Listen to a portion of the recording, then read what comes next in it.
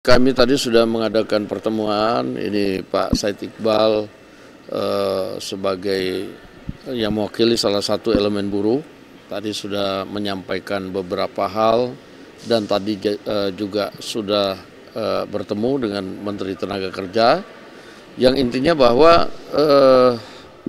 sesuai dengan keputusan MK, bahwa kami dari DPR menyatakan bahwa memang PP 51 itu sudah tidak berlaku, dan lalu kemudian menyikapi keputusan MK mengenai upah dan lain-lain tadi sudah disepakati bahwa buruh, pemerintah, dan DPR akan mengkaji dan membahas dengan seksama bagaimana indeks upah buruh supaya tidak ada yang dirugikan baik dari pengusaha maupun buruh, demikian. Tidak mengacu PP 51. Nah, Tidak mengacu PP 51. dan karena PP 51 sudah tidak berlaku, sistem pengupahan dan lain akan dibicarakan bersama-sama, demikian. Karena kan tenggatnya kan paling lama dalam 2 tahun setelah putusan yang dibacakan MK, jadi akan bagaimana tindak lanjut agar ini bisa cepat prosesnya, belum? Ya, kita optimis bahwa ini akan dapat terrealisasi dalam waktu yang tidak lama, tetapi memang perlu waktu untuk membicarakan karena ini bukan hal yang mudah dan juga tidak harus terburu-buru, demikian. Pak Said, soal pertemuan hari ini dan menyikapi dari putusan MK kemarin gimana? Yang pertama, kami mengucapkan terima kasih pada Wakil Ketua DPR RI, Bapak Supmi Dasko Ahmad, dan juga beliau telah memanggil berdiskusi Pak Menteri Hukum, Bapak Supratman Andi Aktas, dan Pak Menaker, Menteri Tenaga Kerja, Pak Yasirli. Dan kami hadir juga, diterima oleh beliau. Dan kami sudah menyerahkan usulan-usulan tentang pandangan Serikat Buruh berkenan dengan keputusan MK yang telah dimenangkan gugatannya oleh Partai Buruh dan Serikat-Serikat Buruh ke Mahkamah Konstitusi. Yang kedua, tentu ada yang harus cepat disikapi, dan beliau sangat respon, Pak Supmi Dasko langsung mengambil inisiatif untuk segera menjembatani pertemuan pemerintah dan serikat-serikat buruh berkenaan dengan persoalan upah minimum, karena upah minimum ini sudah akan harus diberlakukan per 1 Januari 2025. Nah, kalau kita tarik mundur aturan Permenaker yang lama bahwa 60 hari sebelum diberlakukan upah minimum, berarti kan 1 November 2024 sudah diputuskan dan itu sudah berlalu. Kalau upah minimum kota kabupaten 40 hari sebelum diberlakukan 1 Januari 2025 berarti 21 November. Dengan demikian masalah perlu dikeluarkannya atau diumumkannya secara resmi tentang peraturan Menteri Tenaga Kerja sebagai mengisi kekosongan hukum terkait dengan keputusan MK perihal upah minimum itu tidak harus 21 November. Sepanjang disepakati oleh para pihak. Kami Serikat Buruh setuju dengan saran Pak Supmi Dasko untuk membahas lebih hati-hati, lebih detail, lebih penuh keseimbangan antara kepentingan pengusaha dan buruh sesuai arahan beliau tadi. Kami setuju. Oleh karena itu, kami bersepakat tidak harus 21 November kebijakan upah minimum dalam bentuk peraturan Menteri Tenaga Kerja dikeluarkan. Bisa saja akhir Desember menjelang 1 hari pemberlakuan. Boleh. Ini kan post major, di mana keputusan MK dikeluarkan ketika proses perundingan upah sedang dijalankan. Sehingga itu sesuatu, apa sih kalau istilah, apa sih yang nggak mungkin kita cari penyelesaiannya? Nah, beliau pesan itu. Kami bersepakat pada Pak Supmi Dasko, Wakil Ketua DPR. Oleh karena itu, yang terkait dengan kenaikan upah ini, satu yang paling penting, tidak harus tanggal 21 November Permenaker berlaku.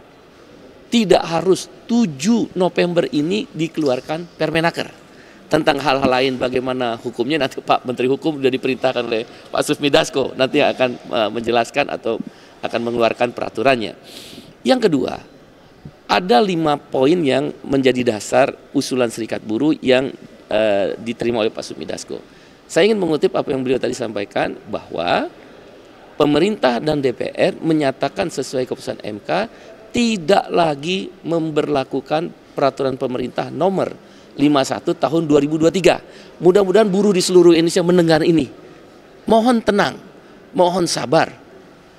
Melalui Pak Sumi Dasko, Wakil Ketua DPR, sudah menyatakan tadi kita dengar sama-sama, peraturan pemerintah nomor 51 tahun 2003 tidak lagi berlaku, khususnya dalam penetapan upah minimum tahun 2025. Tadi dengan demikian kita akan menyatakan, satu, tentang batas atas dan batas bawah upah minimum tidak ada lagi, karena itu termaktub di PP nomor 51. Nomor 2, bagi daerah yang konsumsi rata-ratanya di bawah upah minimum yang sudah berlaku, maka hanya menghitung kenaikan upah indeks tertentu atau alfa dikalikan pertumbuhan ekonomi tanpa inflasi juga tidak berlaku, karena itu kan di PP nomor 51. Itu kan bagi kawan-kawan di seluruh Indonesia buruh itu yang paling dikhawatirkan. Ini Pak Sumi Dasko mewakili lembaga DPR RI sebagai Wakil Ketua DPR dan juga sudah berbicara dengan pemerintah setidak-tidaknya dengan 2 menteri, mohon sabar dan tenang.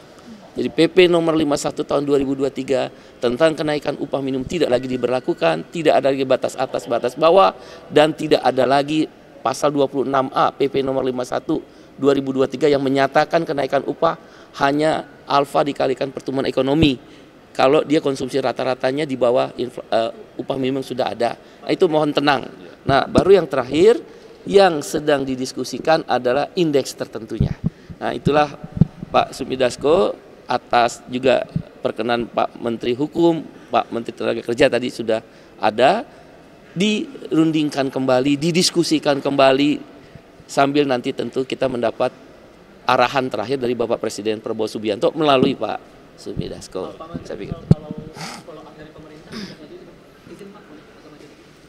Sekarang pemerintah kan sudah menyikapi putusan MK terkait dengan perubahan Undang-Undang Ketenagakerjaan, itu tidak perlu lewat proses prolegnas karena dia hasil keputusan MK masuk kumulatif terbuka.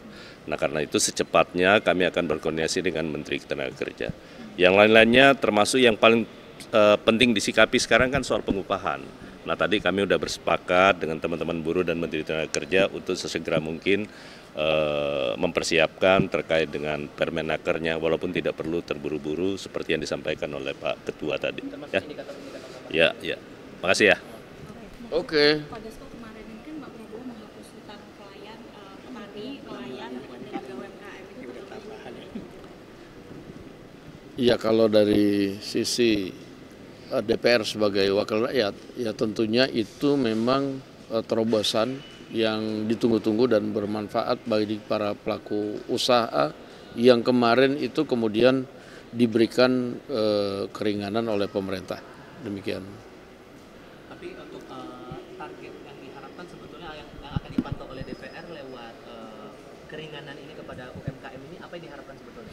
Ya tentunya kalau saya bicara dengan pemerintah bahwa kalau ini kemudian karena satu dan lain hal itu kan sebenarnya utang-utang daripada UMKM dan pelaku usaha yang diringankan itu sebenarnya karena kebanyakan force majeure. Ada yang karena COVID, ada yang karena gagal panen. Nah, sehingga dengan tunggakan mereka kemudian akan susah mendapatkan pinjaman walaupun kemudian usahanya pada saat ini sedang prospek. Kira-kira begitu. Nah, sehingga perputarannya menjadi lambat. Nah, dengan adanya keringanan ini kita harapkan bahwa selain memang bebannya sudah berkurang, nah perputarannya bisa berjalan bagus kalau kemudian bisa dibantu lagi oleh bank. Demikian. Kalau sebagai bagian dari legislatif, apa yang diharapkan dari kebijakan ini agar tepat sasaran? Jangan sampai malah terjadi sebaliknya, yang bisa meringankan UMKM malah terjadi sebaliknya. Ya tentunya pemerintah punya mekanisme tersendiri dan saya sudah berpesan kepada Komisi Teknis yang kemudian menjadi mitra pemerintah di bidang perbankan maupun pelaku usaha untuk sama-sama duduk dengan pemerintah dalam merumuskan hal-hal yang tadi supaya tidak terjadi dan dalam pengawasannya supaya lebih diperketat. Demikian. Bang Izin, soal politik sedikit ngomongin soal pilkada serentak ini, ada analisis dari LSI Deni JA. Ini spesifiknya ngomongin soal Pilkada Jakarta yang menyebut mesin politik di koalisi Kim Plus ini tidak bergerak karena survei dari pasangan RK Suswono ini terbilang stagnan, bahkan ada kecenderungan turun. Apakah betul demikian? Bahkan ada yang menyebut bahwa koalisi Kim Plus ini pecah di DKI Jakarta.